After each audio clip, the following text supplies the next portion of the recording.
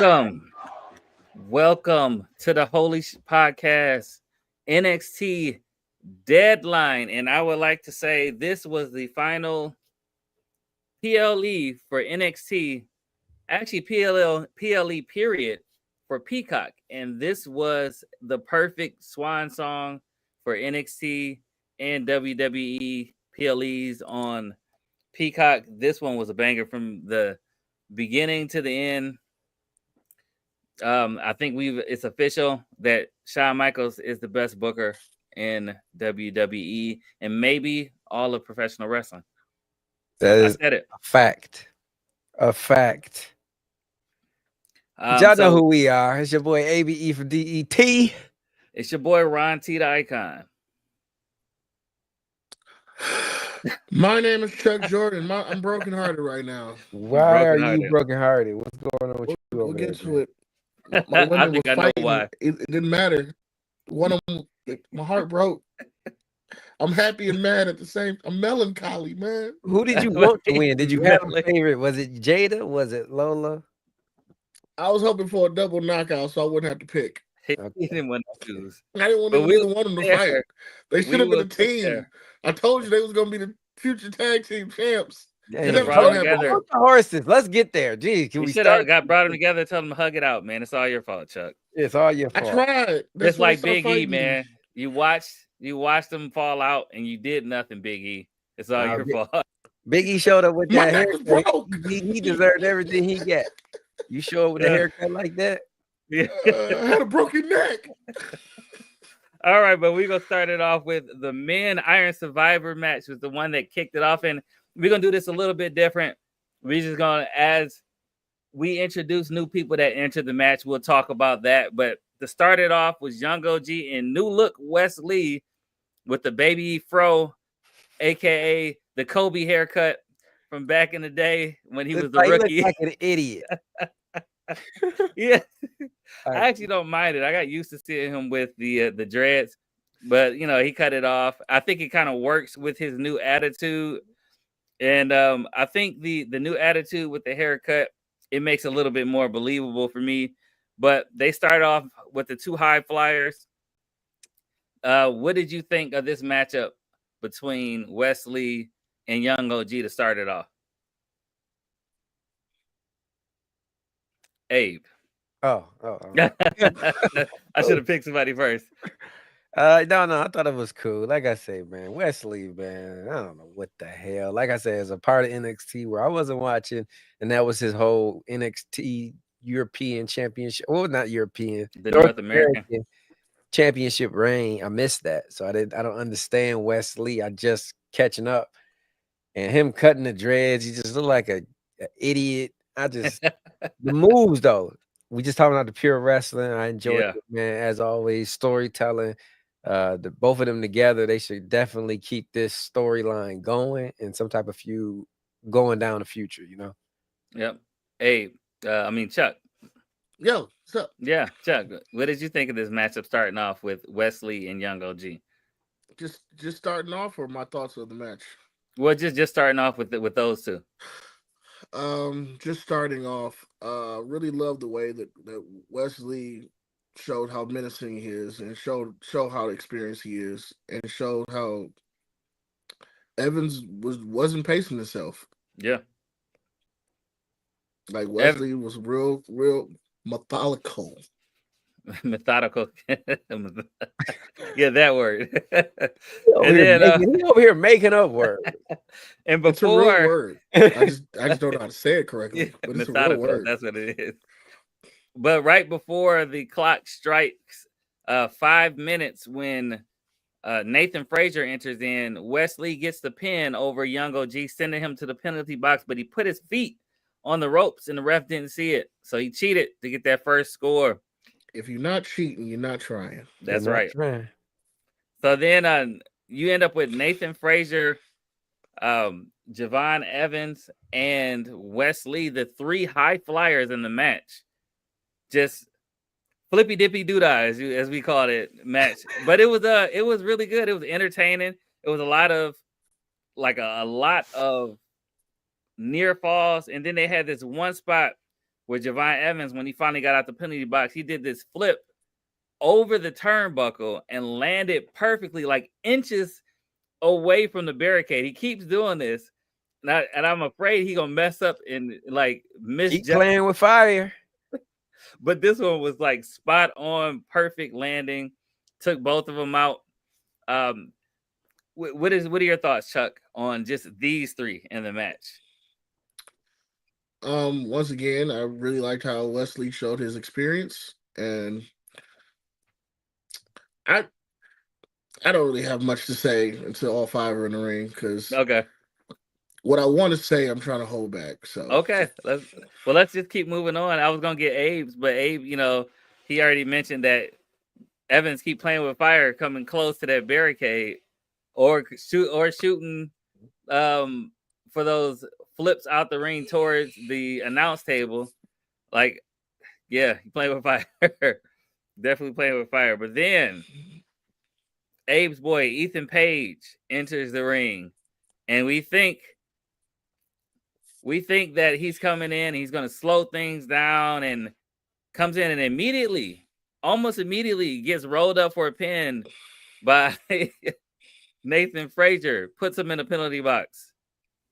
And after that, Ethan Page leaves the penalty box and rolls up Frazier.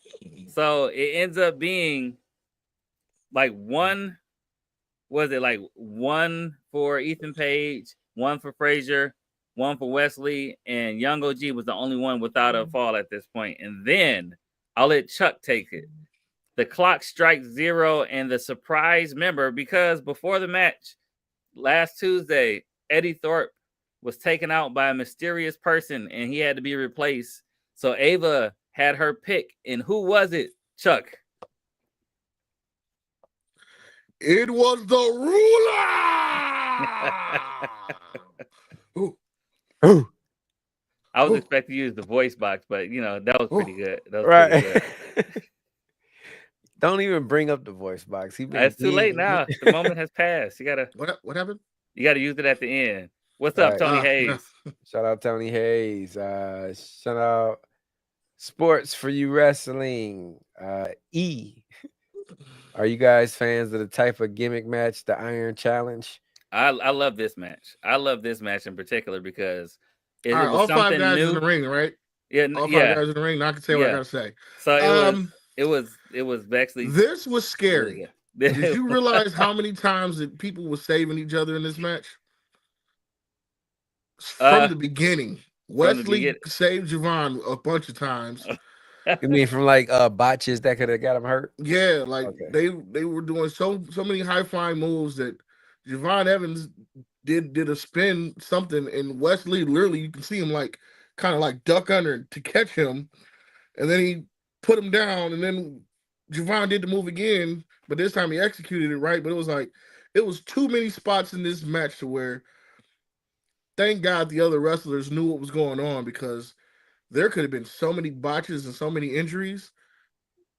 And that's what I wanted to say, was this was scary to watch. Fun, but scary, because thank God the other wrestlers knew what was going on, because even the ref was looking like slow down, guys. Chill out. Like, y'all doing way too much.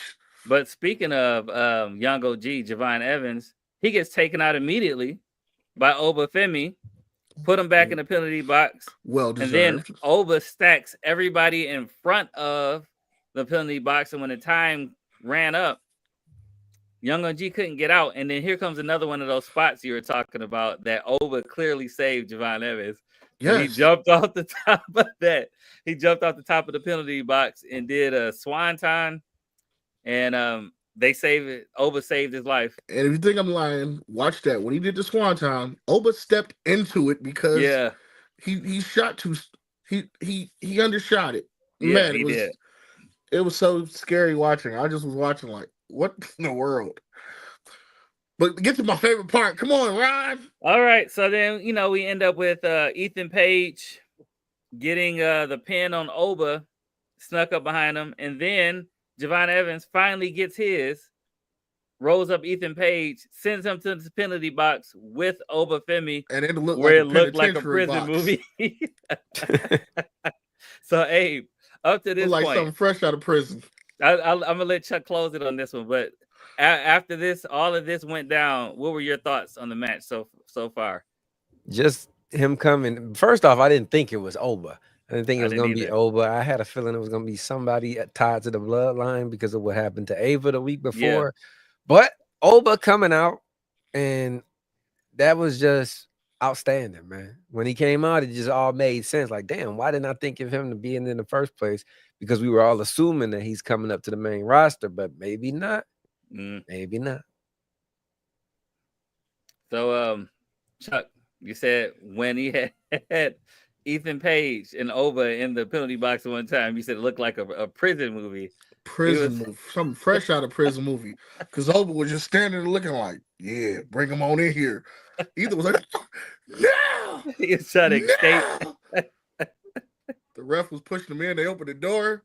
He looked at him. He was like, you're in here with me now. He was like, then he ran, jumped on the top, was trying to run. Oh, pulling him down. And I was just like, they watch too many prison movies. I watch too many prison movies because that looked like a prison scene. That looked like Ethan was about to drop the soap. Yeah.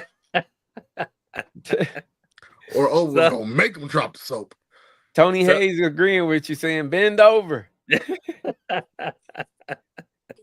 So at this point in the match, Javon Evans and Ethan Page are tied with 2 wins. Wesley has 1. Nathan Frazier has 1 pin.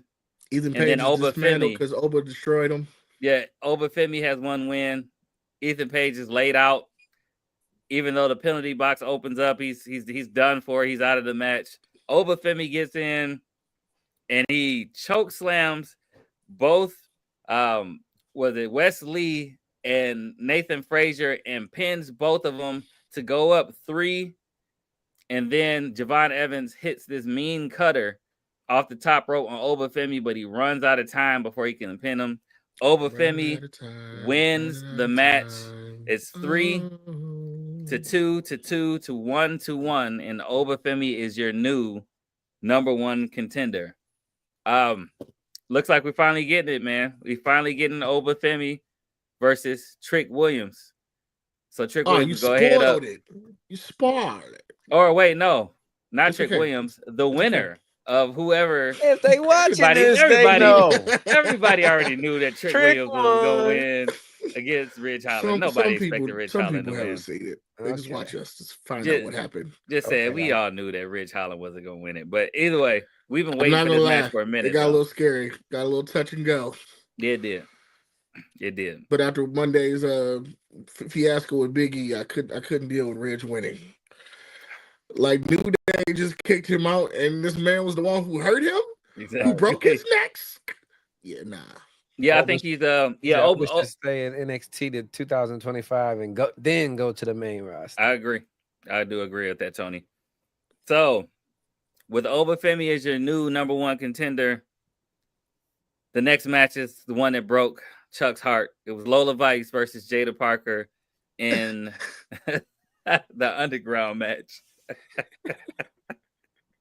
Hey, yo, this was probably the best. This was the best women's or period, the best Underground match that they've had so far. I thought they used every aspect of the ring, outside the ring, the crowd. Like, they used everything to their advantage in this match. And I thoroughly enjoyed it. Man, they had everything. They had spots where, she had that brick, that whole thing, and then using the steps and all that type of stuff, man. Chuck, I'll let you talk about this match because this was close to your heart, man. You're 2 women out here. Saying I feel extremely dumb. Dumbaba. What's my little cousin say? Dumbaba. And I was like, why you say it like that? She's like, because there's a B in it. I'm like, yeah, it's just dumb. She's like, no, it's Dumba. But anyways, I felt really Dumba because I didn't realize both of them had like GTA inspired entrances. Oh yeah, yep. Miami, and they both was from Florida. Yeah, missed that one until they both came out. I was like, tells you I don't really pay attention to the intros. I pay attention to other things. San Andreas. Me either. I'm just not finding that out too. Yeah, Vice City and San Andreas. That's what. Yep. Missed it. and I've been a fan of both Right of them over my head. for a while, and it went right over the fro. Loved their interests. Loved the match. Didn't understand why Jada came out with the two bodyguards for no reason. They weren't going to stay down there to help her. They just had to remind you that she was a part of OTM because no, they could have just left her little flunkies in the back because no one cares about her little leave them flunkies. in the they back. said, "Can we ride your coattail just out here so they remember that we with you?" This is Nah. what we let you know that we No, with stay in you. the back. I don't need y'all. I don't know. I'm such a fan of both. I'm just heartbroken because I really was hoping for a double knockout so I wouldn't have to pick a side. But this was a great match. I honestly got this as my match of the night. I'm sure it is. I'm sure it is. Of course it is. You know it is. All right, I'm gonna run through a couple of the high spots in the match, and then She I'll almost pass broke it her over to arm. Abe. I did like that. There was one part when they were outside the ring, and Lola Vice tried to do the spinning back fist, and she hit the post, which hard. Yeah, and they said that she possibly broke her hand, and Jada Parker took advantage of that for the rest of the match. She used her black belt, tied it up, was stretching her arm and trying to break her arm over the post, and that looked pretty mean. And then she went out there and she got the brick. And then before she got the brick, she got hit with that spinning kick. And they had like a one spot where it looked like Jada was gonna lose, and then another part where Jada uses she hit her with something and almost like pretty much took her out. Oh, she took her outside the ring, put her on those stairs and did that drop on her, threw her in the ring, and she could have got the win by if she would have got on top of her and gave her some punches, but she forgot there was no pinfall. So she tried to pin her. Of course, they said there's no pinfall, got to be knocker or TKO. So she got up, got the brick. Then she got hit with the spinning back fist, and Lola Vice choked her out. But this was very, very well done. If this is the way to close out their feud, this was the perfect way to close it out and let Jada move on to some championship gold and move on from this. And Abe, what are your thoughts on the remainder of this match? I thought this match was out cold, man. The ending, it was the right winner. You know, Jada already got one win. It's 50-50 booking. They both come out strong now. And I just think the match, when it was announced what it was gonna be, I was hesitant. I said, "Oh man, it's gonna be a botch fest, no ropes. They're gonna forget. Somebody gonna try to climb the turnbuckle." I thought it was gonna be a mess, but yeah, like you said, they put it together brilliantly, man. It was great. And shout out to those guys who got to catch Jada, man. Did you see him? He got a little extra handful. He's like, I got you. Like, dang, who is he? But anyway, yeah, it was a great match, man. Hats off to both of them ladies. I do think, though, this should bring them closer together, and eventually they should be the ones to take the titles from Jade and Bianca. That's if Jade come back. We'll see what happens with that. See what happened with that. I will say, the only thing I don't like about matches like this is when to me, it makes one of them seem either like I really wasn't paying attention to the rules, or I'm way out of my element, or I'm just dumb because I didn't understand why she went for the pin. I was like you notice this, you notice what type of match this is. It makes you, like I said, either makes you. I'm going with the whole unexperienced, but it made her look dumber. Like, why are you going for a pin in a knockout match? Yeah, that's it's like certain matches like that. I would say it about the main roster when they have like certain stipulations of a match, and you see them do one thing that goes against the entire match. Like, what are you doing? Yeah, they get caught up in the emotion of it. That's what they'll say. Yeah. Dumba. But this next match was also an absolute fire match. It was the NQCC Born in Heights versus Nathan Frazier and Axiom for the NXT. Call him by his real name.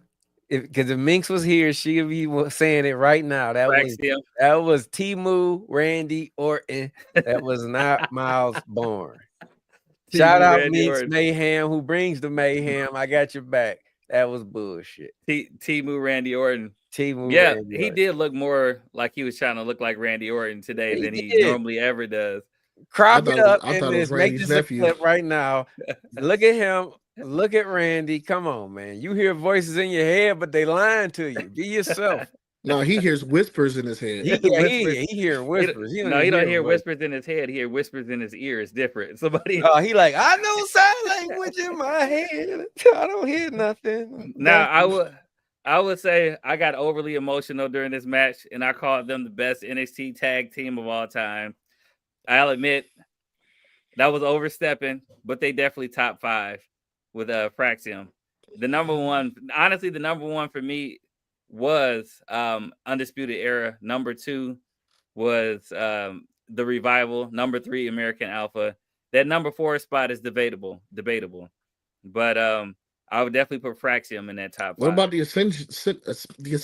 The longest reigning the NXT tag team. Yeah. So Ascension was the truth, man. The longest reigning. I think the problem with Ascension is that they were ruined so bad on the main roster. No, we're only going by their NXT. I know. Enzo and Cass. You keep telling us how great Carmelo is, and we have yet to see it. All right, so I would say this. For me, it's between the Ascension and DIY as my favorite NXT tag team. We need y'all in the chat right now. Is Fraxium a top 5 NXT tag team of all time? I say no. It's debatable. I need y'all in the comments. Let me know, am I crazy? Top 10, maybe, not top 5. Top 5? I don't know. I'd say top 5. All right. So going on with this match, though, Nathan Frazier came in banged up, man. We're going to blame Obafemi for that one. He had a busted up nose. His ribs were taped up, and he could barely take any type of punishment in the match without tagging out. Axiom did majority of the carrying in this match, and there were like this one point where Tavion Heights like suplexed him belly to belly over the head, suplexed him out of the ring on top of I don't know, was it on top of what Axiom was out there? OTM. Jada's flunkies. Oh, yeah, OTM came out. He's like, well, we're gonna watch the match. We're gonna watch the match from outside the guys ring. Carry Jada's luggage. Yeah, yeah, exactly. The guys that carry Jada's Jada forgot her scrunchie. We got to go get it from. Yeah, that's what they were out there. We just out here. She left her brick. We had to come get her brick. But anyway, Nathan Frazier got suplexed out the ring, landed on top of OTM, and then the ref said, "Look at y'all, dumbass! Get out of here! Get to the back." And then the match continued on. But man, Axiom was definitely the MVP in this match. They had this mixed communication where Axiom accidentally kicked Frazier, took him out of the ring. They hit him with whatever their move that they have and almost got a 3 count. He kicked out, and the Axiom shows his resilience and pins Timu, Randy Orton for the 3 count. And Axiom and Nathan Frazier are still your NXT tag champions. Abe, what do you think of this match, man? I thought the match was great. Like I said, you're not gonna hear me say one time all tonight that no match was bad. Let's just get that out the way. They all was great. But this match in particular, the one thing I did see, and I've been seeing it for a few weeks now, I like Fraxium. They're a great tag team. But in every tag team, there's always a Jeff Hardy. And I really like Nathan Frazier, man. I want to see them separate. I want to see him do his own thing. It is something about him. He gives me like a underdog Daniel Bryan, efficient wrestler vibe, and he can talk. You know? So Axiom, he not bad either, but something about Nathan, man. So I saw that in this match. Like, man, he can go, like seriously. Yeah. That's what I took out of this match, but it was a great match. And I like that they actually showed how resilient Axiom is as well. So it showed off a lot of both of their strong points individually in this match, because it gave Nathan Frazier the first match got to show what he can do as a single star. And in this match, Axiom kind of showed it, even though it was a tag match. All right, there we go. See, I got somebody on my side. Jody Bennett says they are definitely a top 5 tag team in NXT. Whatever kind of energy drink Nathan has, I want it. Definitely. They need to. They'll probably say it's Prime, because they got that sponsorship. He's a Seth Rollins prodigy. Okay. Yeah, Sports for You Wrestling. You 100% right, man. He feel like something's. I don't want to give him no you know what I mean? I don't want to make him seem like he the next something, but it's potential there, man. He's something, yeah. It's something there that's not normal. We're not gonna talk about that about Jeff Hardy. Jeff Hardy, like, what happened? 90% of the time he performed. We talking great about in the the ring. wrestler, Tony, the wrestler, not nothing in the personal. This kid got it. Shout out Nathan Frazier. Chuck, what were your thoughts on this tag match? I miss the old days where you didn't always have to hit your finisher. And I'm probably the only one in the minority for that, but I remember you have a signature and you have a finisher. Mm-hmm. You don't always have to hit both in the match. Rock didn't always hit the people's elbow. Sometimes it was just a rock bottom, and that was it. And to me, it was like there's so many close pinfalls. It was like, all right, well, you know that they're not going to do it until the finisher comes. Mm-hmm. But why do you always have to have a finisher? And even like when he did, they did their one combo move. It was like, all right, that looked like it was enough, but it was like, no, let's go to the top again and hit. Mm-hmm. Like you don't have to always hit it. I miss the days where you can just hit your signature, and the signature was looked at as if the signature don't work is when I'm going to use the finisher. Yeah. Not okay. We're always using finishers, and that's how you know the match is going to be over. You know who gets that concept? Sami Zayn. Because he tries that Blue Thunder Bomb every time and try to win it with it. And like one time, he's going to win it with his Blue Thunder Bomb, but it never works. It probably worked one time, but it never works. It is considered the least effective move in WWE. It's that Blue Thunder Bomb. Nobody wins with that. Sports for You Wrestling says, salute Chuck pulling up to the chat during the watch along tonight. Sure did. Enjoyed myself. I have the worst time with watch alongs. I like to just be locked in. And when I'm live, I've always got to look and make sure. Yeah, I'll be multitasking. It'd be hard to do more than three things. I ain't gonna lie, I got my phone set up right in front of my TV, so the TV's here. My phone's right in front of me, so I kind of do the watch along on my phone while watching TV. He throwing jabs at AEW. This is true though. That is something that Tony Hayes says you can hit both finishers, a main move, and the guys in AEW will still kick out, and that is a fact. That is sad. Yeah, I had Chuck watching AEW, and he almost watched a man die. I did. Man died. Man almost died twice. You gotta kill the best wrestlers. You gotta kill him in AEW. The best wrestlers go to AEW, where you gotta kill them to win the match. It ain't no 1, 2, 3. It's 1, 2. See you in hell. Ron, they lit a man's house on fire. Okay. Yep. They put a grocery bag over a man's head. Yeah. For more than a minute. Okay. Yeah. And they hit a guy with a car, and yet they still kicked out. Yeah. He did kick out of that though. He did. We did. All right. Speaking of kicking out, come on. Ridge Holland versus car Trick hits used Williams. to be a thing where this is done. I got hit by a car. I'm done. No, like he got hit by a car. 1, 2. Oh, he kicked out. How? Oh man! All right, my bad, Rob. Go ahead. All right, so Rich Holland, you messed up my whole segue. I was about to say, hey, yeah, transition to this. They still talk about the car. There was no car in this match with Rich Holland and Trick Williams, but where there was a neck injury. Mm-hmm. And Trick Williams came in with the tape on his neck, and which was a target for Rich Holland because we know Rich Holland likes to break necks.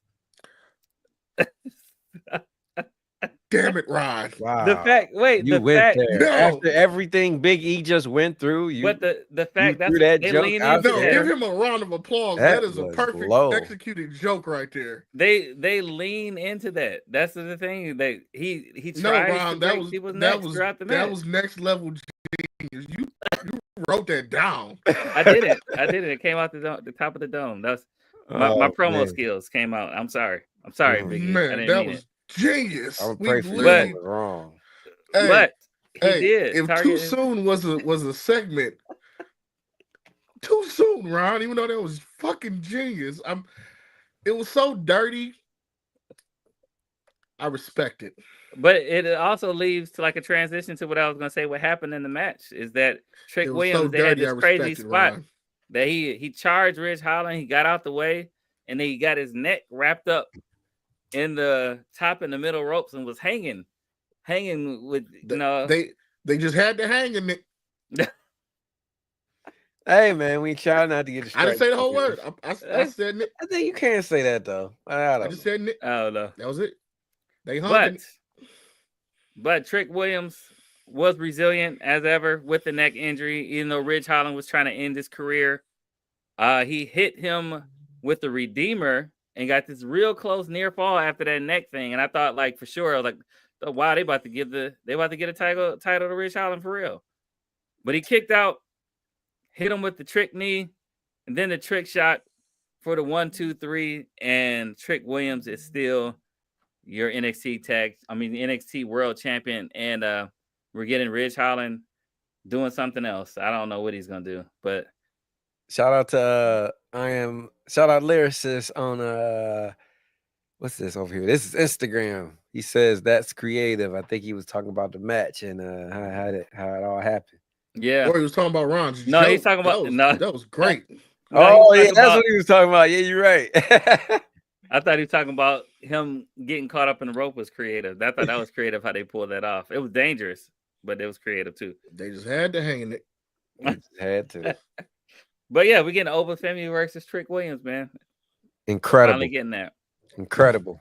And which was also incredible was this final match was the Iron Survivor women's match. And this was the perfect way. Like if they didn't close this pay-per-view or PLE with the women of NXT who's been carrying the NXT on their back, this would have been a travesty. And to start off the match was Ren Sinclair and Julia, and Sol Ruka entered at number 3. So you had Sol Ruka, Ren Sinclair, and Julia all in the ring at the same time. And why was she there? Sol Ruka? No. Ren Sinclair? Yes. Ren Sinclair was there. She spent most of the time in the penalty box. She did. She was in there to pull your heartstrings. Everyone pinned her. If you remember, though, no, I'm not. I am not T-Move Stevie Wonder. Rod T is not a T-Move Stevie Wonder. He is not. I am not. Thank you very much. All right, his eyes don't cry no more. Oh God. We don't know. He got the glasses on. I did cry. Cry. How would we know that? Yeah, you're right. Yeah, how would I know I'm not T-Move Stevie Wonder? I am from Detroit, so I don't know. I don't know. But I can see that's why. That's why he called Ryan T the icon. Your eye is gone. Oh, okay, never mind. But as Chuck says, Ren Sinclair spent most of the time in the penalty box, but it pulled at your heartstrings. Remember when Trick Williams won it, he spent most of the time in the penalty box and he still pulled out the win. But in this one, this was really interesting how they pulled this off. There was a lot of near falls. There was a lot of like submissions where they were passing submissions back and forth, especially with all three of them in the ring together show their technical prowess when they were trading off the submissions. Abe disappeared for a second. Camera went off. Keep going. Yeah, Julia stacked Sinclair and Ruka up and had them in a crossface at one point, and so Ruka looked like she was about to tap, and then Sinclair grabbed her arm, was like, "No, don't tap," and they end up getting out of it. But then Zarya enters in at number 4. But before that, Julia gets the plan on Ren Sinclair and send it to the penalty box for the first time. Up to that point, though, were you impressed with the three of them together, Chuck? Everyone but Sinclair, yes. I was still impressed with Sinclair. And there was one spot I really got like mad at because like I think it was either Sol Ruka or I think it was Julia. One of the two hit her with a great move, pinned her, and normally when they get hit with it like with a power move, the ref has to help them out. And they're kind of like stunned as they go into the pit. Mm-hmm. She literally got out, had a temper tantrum, and went into the box. I'm like, so the move didn't really affect you? Oh, Rantic.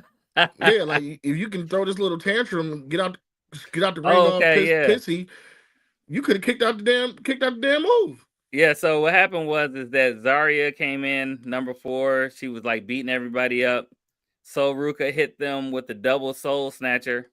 her and Julia, they rolled out of the ring, and then Ren Sinclair's her time in the penalty box opened up. So she came out, went to the ring, and got caught with the soul snatcher right away, pinned for the 3 count, got out, threw a temper tantrum, and then went back into the penalty box. Which I get what you're saying, because it took Zarya out and it took Julia out, and they were out of the match for that period of time, and she just threw a temper tantrum. And that's Soul's go-to move to stun you, if you will.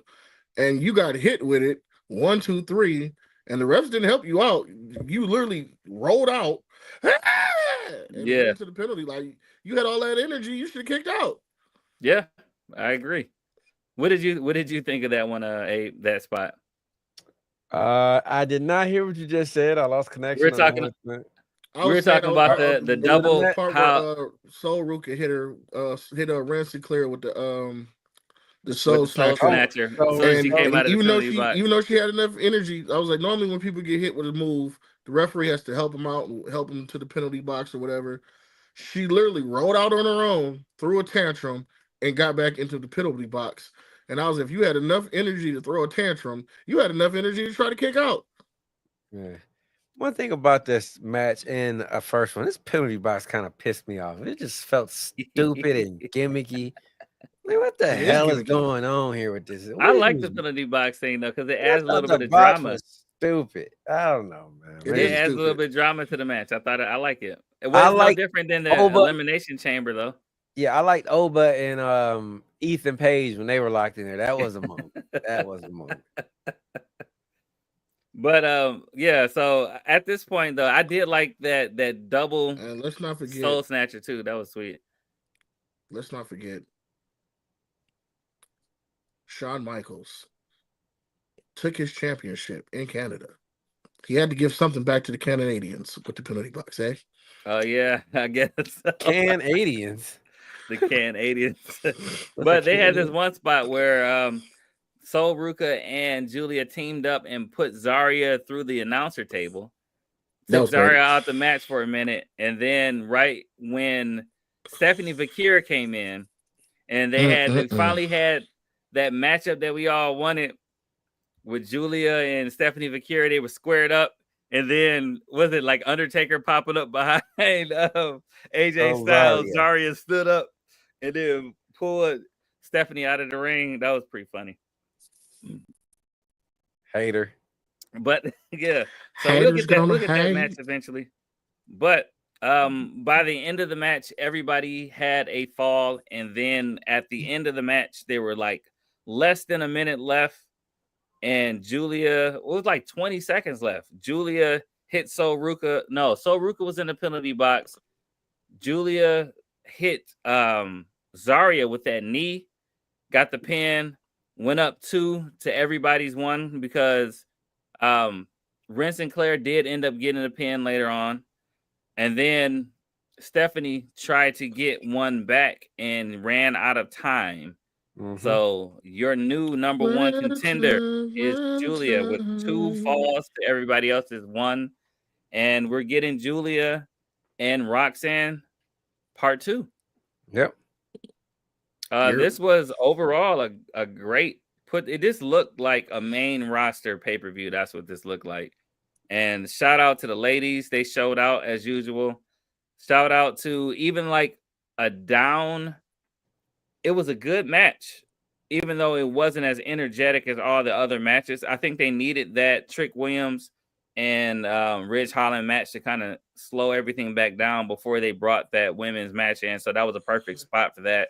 Overall, round of applause for NXT putting this whole thing together. There were some things that happened in backstage. We're not really worried about that. We're just focusing on the action of this PLE. So we will go to our ratings from. I'll start with Abe before you lose the connection again. Let me talk about the main event before we. Okay. The main event. My take on this main event. First off, it was a great main event. I was shocked that they let the ladies close, but they held the end of the bargain. I like the ending. I like Julia getting the win. I want to see her actually send Roxanne off. Let Julia get the title. She win the match. Send Roxanne off, and then you can build to Julia versus Tiffany Vickier. You can build towards that. But my MVP, dark horse of this, Ren Sinclair need to walk into Shawn Michaels like Birdman did on the Breakfast Club and say, put some respect on my name. She need to be the next NXT Women's Champion. I mean, a North American champion. North American, I agree. Ren Sinclair showed out. Even though she spent a lot of time in the penalty box, she still showed out. And I thought she did a really good job. She took a pin from everyone. Yeah. Hey. But hey, Ren Sinclair was the truth, man. She all the weeks building up, she been entertaining. I didn't like no quarter catch crew. I couldn't stand them, but she made me like them. She give them life. She give that Regal Son some character. You know what she reminds me of? Chelsea Green. Yes. Yeah, Chelsea Green does the same thing. Yes, that's a good comparison. So on a scale of 1 to 10, what do you give this entire NXT Deadline? I'm gonna give this NXT Deadline a perfect 10. And I'm gonna be honest. I just want to say one thing. We kind of mentioned this earlier on SmackDown. They were talking about shakeups. They said all the GMs were getting together and they were making some changes. How about we get together and we let Shawn Michaels take over the main roster? Because clearly, I'm gonna say it. Shots. Somebody at Paul. Shawn is better than you when it comes to booking. Just saying. That's all I got. I don't disagree. But perfect right now. 10. Perfect 10. Chuck, 1 to 10. What are you giving NXT Deadline? In honor of Big E, we're gonna go with the double 5 count. Perfect 10. Perfect 10. And I'm actually giving it I'm giving it a 10 as well. It's a perfect 10. Shout out to 30. Ty Dillinger. 30. Perfect 10, man. Round of applause. NXT. And this is, like I said, the perfect swan song for Peacock when it comes to the WWE PLEs. They left y'all on a high note. Everything else is coming to Netflix after this. So hopefully you got a Netflix account. Hopefully they got that connection thing together. So we don't miss the end of the main event because it's doing that little spinny thing. We'll see how it goes. But yeah, perfect 100 for NXT Deadline tonight, says Jody Bennett. This was a great one. This was a great PLE. I'm excited to see what comes after this, man. The fallout. And shout out to Ava, Shawn Michaels, because if Ava really has involvement in this, she has a future. And she sent out Oba. She's already she did send out. Yeah, so I gave the Canadian 10. Did give the Canadian. Oh man. But yeah, until next time, we will see you Monday Night Raw. Canada, huh? And speaking Canada, of Canada, no, there's a difference. Monday will be we're doing it new. It's we got a new show next week called what's it called, Chuck? Morning After. Morning After. So there won't be post shows this week. There will be morning after shows. Ah, yes. Okay. 12 noon. Tune in. On Tuesday then. Tuesday. 12 noon. Tuesday, 12 noon. All right. And probably the same thing with NXT next week then? I mean, yeah, it's starting to work out a little better, man. People want to see it during the day, during that lunch, having a little cup of Joe. All right. Well, until next time, it's your boy Ron T. the Icon. It's your boy ABE from DET. I am the T-Move. No, I'm just shut up. You are you the T-Move Big E. Wait. Yeah, my hair is fucked up right now. I'm about to be like, my hair ain't that fucked up, but you know what? I'll take it. And this is the Holy Shhh Podcast. All right, peace.